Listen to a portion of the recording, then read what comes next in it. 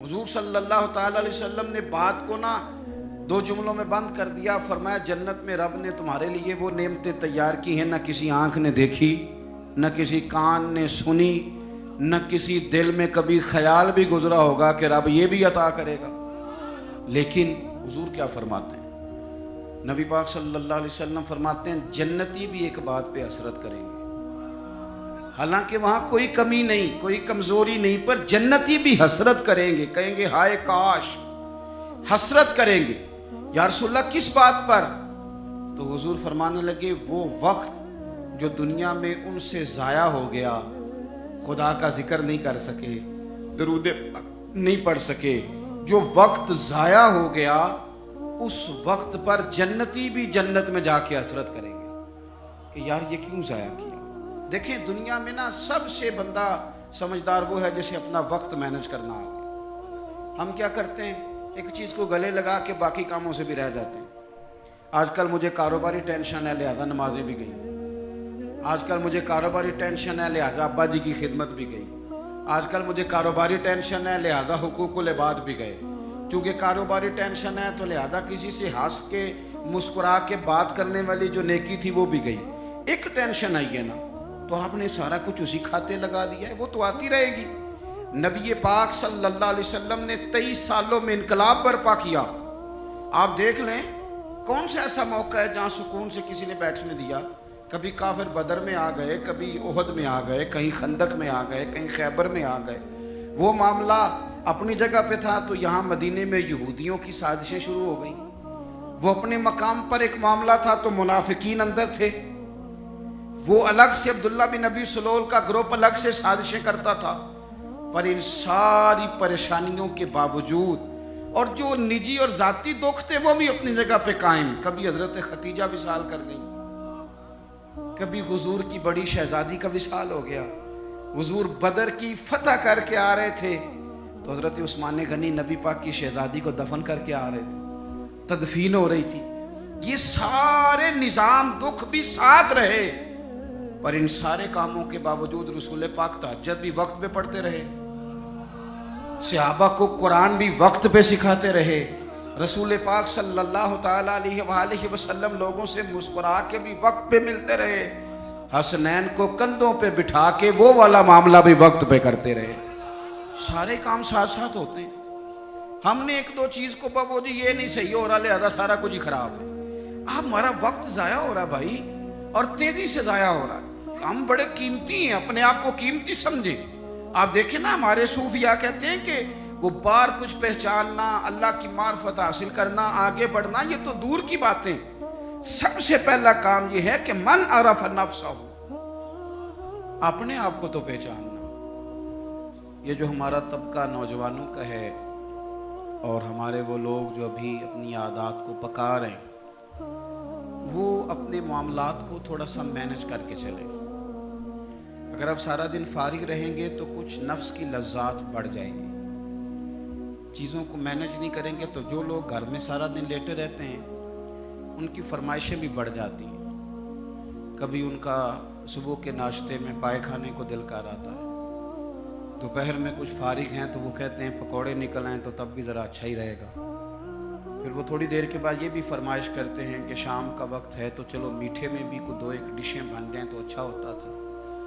تو یہ مصروفیت پھر انہیں نا اگلے کچھ مہینوں میں ڈاکٹر کے پاس لے جاتی ہے. یہ والی مصروفیات، چونکہ آپ نے چیزوں کو مینج نہیں کیا، وقت کا تعین نہیں کیا. جو لوگ پابندی سے فجر کی نماز پڑھنے کے عادی ہوں، پابندی سے وہ ذہن بنا لیں کہ آپ 2-3 دن اگر آپ نے پابندی سے الارم لگایا نا کہ مجھے 3:45 اٹھنا ہے، تو میرا خیال ہے کہ 3 یا 4 دن الارم بجے گا، 5ویں دن آپ خود بخود جاگ جائیں گے.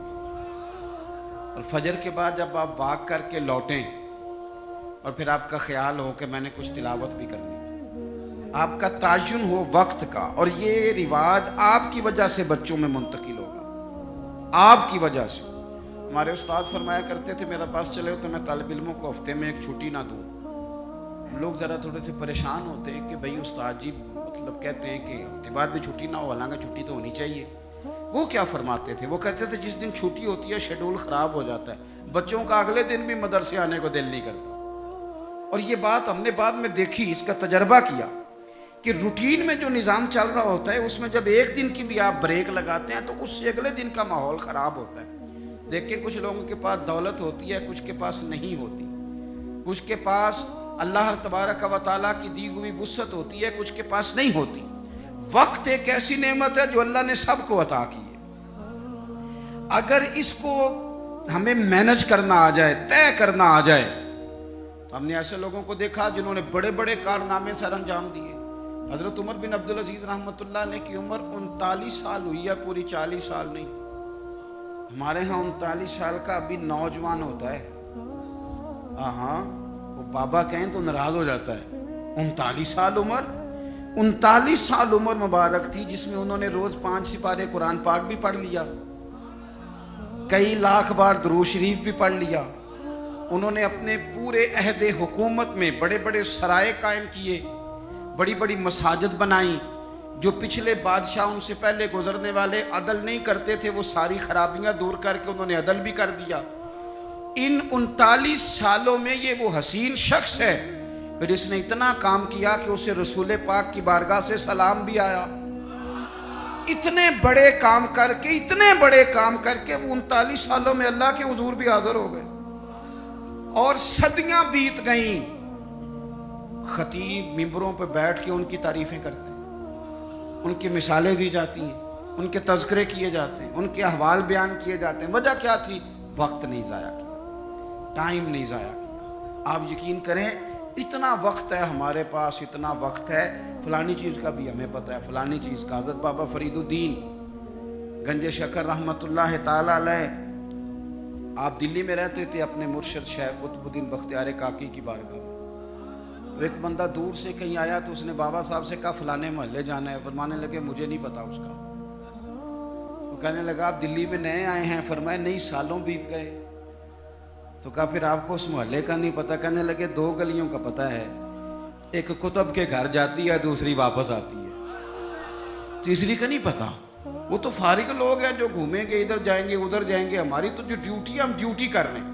اپنی زندگی میں اوقات کا اتنا ضیاع ہے، اتنا ضیاع ہے، اتنا ضیاع، حد ہو گئی. ہمارے بزرگوں نے جو اب وہ کتابیں لکھ گئے جو ہم سے پڑھی نہیں جاتی، اتنی اتنی بڑی ہیں، لوگ پڑھ نہیں پاتے ساری زندگی میں. اعلیٰ حضرت فاضل بریلوی نے 1000 کتاب لکھی ہے، اور ایسے نہیں لکھ دی کہ 4 کتابیں رکھی تو 5ویں اس میں سے نکل آئی، ایسے نہیں، بلکہ انہوں نے ایک ایک کتاب لکھی ہے جس کو کھولا جائے تو کئی کئی جلدوں میں کتابیں بنتی ہیں. کیسے لکھا؟ وقت مینج تھا. وہ وقت پہ اٹھتے تھے، وقت پہ سوتے تھے، وقت پہ جاگتے تھے، وقت پہ نماز پڑھتے تھے، وقت پہ سارے کام کرتے. حکیم الامت مفتی احمد یار خان صاحب نعیمی رحمت اللہ علیہ قرآن مجید کی تفسیر لکھنے بیٹھے تو ایک پارے کی ایک جلد لکھی، 8 جلدوں میں حدیث کی شرح لکھی، سینکڑوں شاگرد بنائے، بے شمار ان کے عقیدت مند ہوئے، ان کی کتابیں انمول موتی. کسی نے کہا حضور سارا کچھ کیسے ہوا؟ کہنے لگے وقت نہیں ضائع کیا زندگی میں، وقت نہیں ضائع کیا. مفتی صاحب نا جب جمعے کا خطبہ دینے کے لیے ممبر پہ بیٹھتے تھے اور پہلی بات کرتے تھے نا الحمدللہ، تو لوگ گھڑی ٹھیک کرتے تھے، کہتے تھے لو بھی 1 بج گیا، مفتی صاحب بیٹھ گئے. یہ 1 منٹ آگے پیچھے نہیں ہوتے، بلکہ ایک سادی مثال، مفتی صاحب عصر کی نماز سے 15 منٹ پہلے گھر سے نکلتے تھے. تو آپ گزرتے تھے نا جہاں سے، تو ایک حویلی تھی، ایک ذمہ دار تھا، وہ اس نے بھینسیں رکھی ہوئی تھی. تو عصر سے پہلے تھوڑا سا بھینسوں والے لوگ دودھ دھونا شروع کرتے ہیں. تو مفتی صاحب جب سامنے سے گزرتے تو وہ ذمہ دار کہتا اپنے بیٹے سے، کہنے پتر کٹا چھڑ دے، مفتی صاحب لنگ گئے نہیں. وہ کہتا ابا جی اجے تو دن کھلوتا ہے. کہنے دن نو چھڑ، استاد لنگ گئے نہیں. وہ وقت پہ جاتے ہیں، لہذا وقت ہو گیا، تو اس طرح کر، تو شروع کر دودھ دھونا. تو کہتے ہیں گھڑیاں کم ہوتی تھی، ہر بندے کے پاس ہوتی نہیں تھی، تو اگر گھڑی منگا کے بھی کبھی دیکھتے تھے تو واقعی 4:45 ہوتے تھے. اپنے معاملات کو لوگوں نے جب طے کر لیا، جب ان کا ارادہ بن گیا، جب وہ کام کرنے والے لوگ تھے. آپ یقین کریں کئی لوگوں کو اپنے بارے میں اتنی معلومات نہیں ہوتی جتنا ان کے پڑوسیوں کو ان کے بارے میں پتا ہوتا ہے. اتنی معلومات نہیں ہوتی جیسے ویسے لوگوں کو خبر ہوتی ہے کہ فلانا، اور کسی دانشور نے بڑی عمدہ بات کی تھی.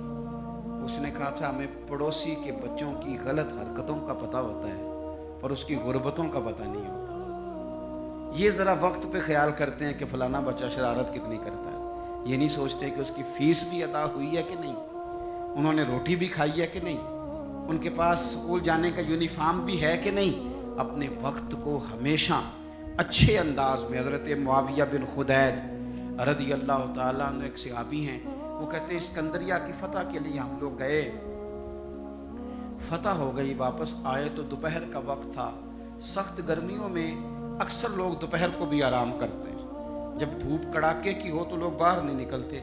फरमाते सब लोग मदीना शरीफ में आराम कर रहे थे और गलियों में कोई शख्स भी दिखाई नहीं दे रहा था। मैं समझ गया सब लोग महवे आराम है। हज़रत उमर फारूक रज़ी अल्लाह ताला अन्हु को मैंने इत्तला देनी थी कि फ़तह हो गई। अब फरमाते मैं भी जाके किसी कोने में बैठ गया। असर या मगरिब का वक्त हुआ तो हज़रत उमर से मुलाकात हुई तो मैंने सलाम के बाद अर्ज़ की हुजूर मुबारक हो, अल्लाह ने कामयाबी दे दी, इस्कंदरिया की फ़तह हो गई। तो हज़रत उमर कहने लगे या अल्लाह तेरा शुक्र है। फिर फरमाने लगे यार मैं तो तेरे इंतज़ार में था और ख्याल था तू ज़ोहर के करीब आ जाएगा। अर्ज़ की हुजूर मैं आ गया था, ज़रा बात को सुनना, मैं आ गया था पर सब लोग सो रहे थे, आपके आराम में खलल डालना मुनासिब नहीं समझा, लिहाजा मैं रुक गया कि असर या मगरिब में बताऊंगा। तो हज़रत उमर कहने लगे ये तुमने क्या किया? सोया करता था मैं, पर खलीफा बनने से पहले सोया करता था, अब इतना वक्त कहाँ है, अब तो जिम्मेदारी है, जिम्मेदारी सब सैया रल पानी नू चलियां। कोई कोई मुड़सी भर के तो जिन्हों ने भर के सिर ते चाया वो कदम रखन डर डर के, अब तो एहसास होने नहीं देता। जिम्मेदारी है ना, जिन्हों ने भर के सिर ते चाया है वो कदम रखन पर डर डर के, एहसास कहाँ सोने देता है। आप फरमाने लगे तो दिन की बात करता है, मैं तो रात को थोड़ा सोता हूँ। हुजूर क्यों? फरमाने लगे दिन मखलूक की खिदमत में रहता हूँ और रात अपने रब की इबादत में रहता हूँ। वक्त कहाँ है भाई इतना। मुझे भी मेरे कुछ दोस्त कहते हैं आजकल बोर बड़े होते हैं, तो मैं अक्सर कहता हूँ, मैं कहता हूँ होते होंगे बोर, पर हमारे पास तो बोर होने का वक्त ही नहीं बचा। कभी टाइम मिले तो शायद बोर हों, पर इतना वक्त कहाँ से लाएं भाई। बोर भी होना है, थोड़ा वक्त निकले तो होना, टाइम ही कोई नहीं। चारों नाचार भी लगे रहते, अपनी ड्यूटी करते रहते। बोर तब होंगे जब फारिग बैठे। जिंदगी को फारिग न बिताएं अपने वक्त। वो जी मैं जरा फारिग था तो यहाँ आके बैठ गया, मैं जरा फारिग था तो मोबाइल पे लग गया, मैं जरा फारिग था तो फलानी बहस में लग गया, मैं जरा फारिग था तो मैं चाय पीने चला गया, मैं जरा फारिग हूँ तो आओ 2 घंटे तय करके ना, 2 घंटे जाने 2 घंटे आने, करना क्या, रोटी खाने जाना है। वाह भाई वाह, इतनी फुर्सत कहाँ से आई। हजरत अब्दुल्ला इब्न उमर हदीस के रावी हैं, मेरे नबी पाक अलैहिस्सलातु सलाम इरशाद फरमाते हैं जब सूरज तुलू होता है, हर रोज जब सूरज तुलू होता है तो दिन ऐलान करता है, उस दिन मुनादी होती है, वो दिन ऐलान करता है और कहता है लोगों आज अगर कोई काम करना है तो कर लो, मैं आज आया हूं, आज के बाद दोबारा नहीं आऊंगा। आज ये जो दिन है ना, ये आज के बाद दोबारा ये नहीं आएगा मेरे अजीज। आज जिसकी तिलावत रह गई वो रह गई, आज जिसकी इबादत रह गई सो रह गई, आज जिसने इस्तिगफार की तस्बीह नहीं पढ़ी तो उसकी रह गई, आज जिसने अब्बा की कदम नहीं दबाए तो उसकी खिदमत रह गई, आज जो रब की बारगाह में झुका नहीं तो ये रह गया, ये रह गया, उसका काम आज रह गया। हजरत हसन बसरी रहमतुल्लाह अलैह से किसी ने कहा हुजूर ये काम छोड़ दें, कल कर लेंगे। आप फरमाने लगे ये काम कल पे डाल दूंगा तो कल वाले काम कब करूंगा, जो कल मेरी ड्यूटियां हैं वो भी तो मैंने करनी है ना, तो आज का काम कल पे डालता जाऊंगा तो कल वाले काम कब करूंगा। हमने वक्त जाया किया, हमारे हाथ से लम्हात रेत की तरह निकल गए। बहुत सारी हमारी नाकामियों की वजह यह बनी कि हमने टाइम जाया किया। हम बहुत सारा पढ़ सकते थे, बहुत सारा लिख सकते थे, बहुत सारी खिदमतें कर सकते थे, ख़ानदान को बड़ा कुछ दे सकते थे। और यार हमारे तो देहाते में वो बूढ़ी माएँ होती थी जो अगरचे कुरान मजीद मजहूल पढ़ती थी पर कोई मकसद तो बना लेती थी ना, कहती थी अब बेवा हो गई हूँ सारी ज़िंदगी कुरान पढ़ाऊँगी। कोई लालच नहीं होता था, कुछ नहीं होता था, कुछ कोई मकसद तो था ना, कोई इरादा तो था ना, कुछ उन्होंने प्रोग्राम तो बना लिया था। اپنی زندگی بے ترتیب گزاریں گے تو خیالات بکھریں گے. آج نا ہر تیسرا بندہ کہتا ہے کہ جناب وسوسے بڑے آتے ہیں، ہر چوتھا بندہ کہتا ہے دل میں بڑے بڑے خیالات آتے ہیں. میں اس نتیجے پہ پہنچا ہوں، میڈیا دیکھ دیکھ کے، رنگ رنگ کی کہانیاں سن کے، رنگ رنگ کی سٹوریاں سن کے، کوئی کیا کہہ رہا ہے، کوئی کیا کہہ رہا ہے، گمسان کا رن پڑا ہوا. اللہ جانے کون سچا کون جھوٹا کیا بن رہا. یہ چیزیں ذہن میں اتنی پختہ ہو جاتی ہیں کہ وسوسے ہی وسوسے، خیالات ہی خیالات، تصورات ہی تصورات. وہ لوگ جو اپنے مصلح کے ساتھ جڑے ہوئے تھے، جو اپنی تلاوت وقت پہ کرتے تھے، جو وظائف وقت پہ پڑھتے تھے، جو درود تاج اتنا سونا پڑھتے تھے، اتنا سونا پڑھتے تھے کہ پاکستان میں بیٹھ کے پڑھ رہے ہوتے تھے تو لگتا تھا گنبد خضرا سامنے موجود ہے. اتنے ذوق سے حضور کی بارگاہ میں اپنے آپ کو پیش کرتے تھے تو وہ لوگ سکون میں رہتے تھے. انہیں خوابیں اچھی آتی تھیں، ان کی فکریں مضبوط رہتی تھی، ان کے ذہنوں میں کوئی تناؤ نہیں تھا. اب تو بہت سارے لوگ ایسے ہیں کہ اللہ تعالیٰ معاف کرے، آنے والے وقت میں سب سے زیادہ دوائی گردن کی درد کی کھایا کرے، کیونکہ 3 گھنٹے تو موبائل پہ جھکے رہتے.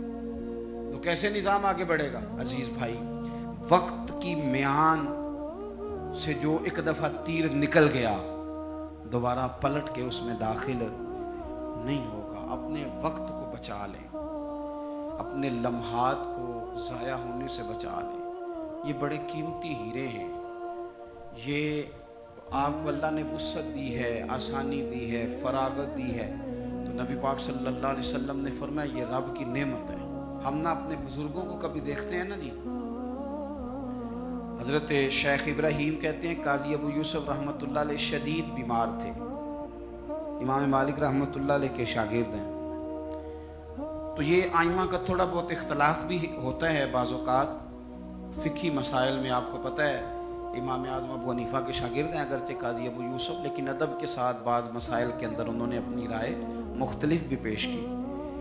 تو کہتے ہیں وہ شدید بیمار تھے، اتنے بیمار تھے کہ غشی کا عالم طاری تھا. تو میں ان کی تیمارداری کرنے چلا گیا. ہم جب بیمار پڑے ہوتے ہیں کچھ ہے یاد رہتی ہے، کیونکہ مشن ہی کوئی نہیں. بیمار ہیں بچے بھی سائڈ پہ لے جاؤ جی میری طبیعت نہیں ٹھیک، کچھ نہیں کرنا، کیونکہ پہلے بھی کچھ نہیں کرتے تھے. تو اب تو ویسے بیمار ہیں، اب ہم نے کیا کرنا، کچھ کرتے ہی نہیں. قاضی ابو یوسف رحمۃ اللہ علیہ شدید بیمار تھے. شیخ ابراہیم فرماتے میں تیمارداری کرنے کے لیے حاضر ہوا. ان کو غشی طاری تھی، اچانک ان کی آنکھ کھلی، شدید بیمار ہیں، اٹھ کے بیٹھا نہیں جا رہا، لیکن مقصد ہے نا زندگی میں کوئی. تو فرمانے لگے اچھا ہوا یار ایک عالم میرے پاس آ گیا، ایک مسئلے پہ تحقیق کر رہا ہوں، سمجھ نہیں آ رہی، ذرا مجھے بتاؤ تو صحیح. اس حال میں بھی آپ مسئلوں پہ تحقیق کر رہے ہیں، اس حال میں بھی کتاب و سنت کی بات، اس حال میں بھی اصول فقہ کی باتیں. کہا حضور فرمائیے. تو آپ فرمانے لگے یہ بتاؤ کہ یہ جو حج کے موقع پر رمی کی جاتی ہے، جمرات کی کنکر مارے جاتے ہیں، تو یہ پیدل مارنا افضل ہے یا سواری پہ؟ تو کہتے ہیں مجھ سے انہوں نے پوچھا تو میں نے کہا حضور میرے خیال میں پیدل ٹھیک ہے. فرمانے لگے نہیں یہ ٹھیک نہیں. تو میں نے کہا پھر سواری پہ ٹھیک ہے. کہنے لگے نہیں آپ نے پھر جلدی کر دی. یعنی وہاں بھی وقت کا ضیاع نہیں، وہاں بھی ضیاع نہیں.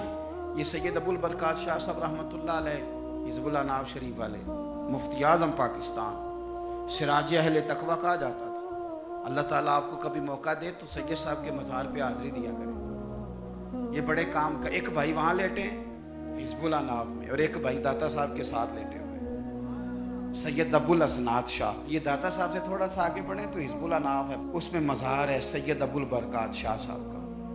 یہ اعلیٰ حضرت فاضل بریلوی کے خلیفہ ہیں اور پاکستان کے سب سے بڑے مفتی تھے، اور ساری زندگی پڑھا اور پڑھایا اور ساری زندگی حضور کی شانیں بیان کی. سید صاحب کا جب آخری وقت آیا نا، بیمار تھے، اس وقت بھی ان کو سید صاحب کہا جاتا تھا. اہل سنت میں جب آپ کسی کو سید صاحب کے لقب سے پکاریں گے تو مراد سید ابو البرکات شاہ صاحب ہوں گے.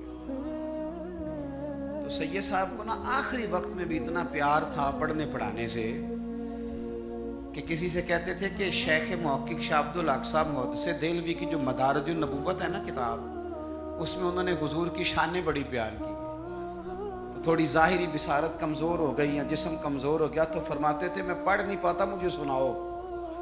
یعنی وہ وقت بھی حضور کی شانیں سننے سنانے پڑھنے پڑھانے میں گزر جائے، وہ وقت بھی۔ اور یہ داتا صاحب کے ساتھ مزار ہے، داتا صاحب کی اس سائڈ پہ سید ابو الاسناد شاہ صاحب، یہ ان کے بھائی ہیں۔